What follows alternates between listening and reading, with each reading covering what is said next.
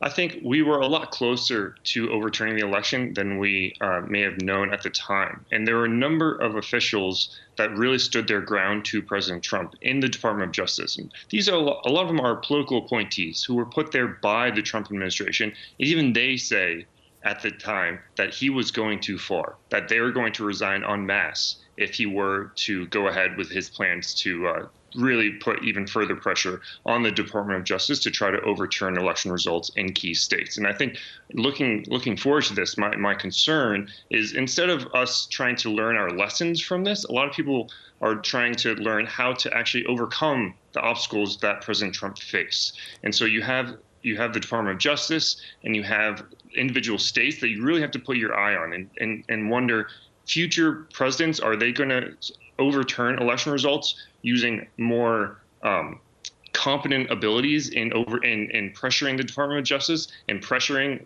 previously largely nonpartisan positions in individual states? That's what really concerns me. And specifically, when Donald Trump possibly runs again for office, what implications could this have down the line? Yeah, you have 2/3 of Republicans want to see President Trump stay in the political arena. You have nearly half of Republicans, 44%, wanting him to run for president again. I mean, you have 78% of Republicans saying that Biden was not legitimately elected. So he has a lot of people in his corner already. And I think there's every likelihood at this point that he's going to run. What's fascinating to me is that in the aftermath of the January 6th riot at the Capitol, 57% of Republicans supported President Trump. Now it's 67%, and they want him. That's who want him to continue to be a national figure. So his approval has increased as he's been out of office, and I imagine that's only going in one direction. That's to increase further. And Jared, many of them will be asking just how much can you trust these findings, given it is a Democrat-led report?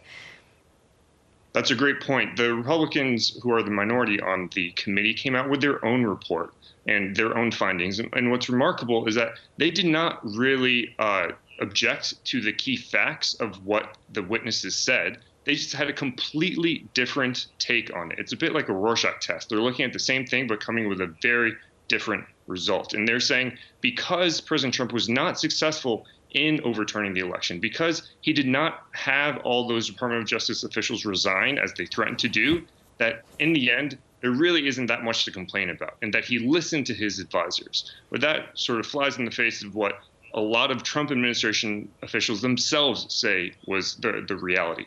Where the report is concerned, this isn't the end of it yet, as you mentioned before. What more can we expect to be uncovered?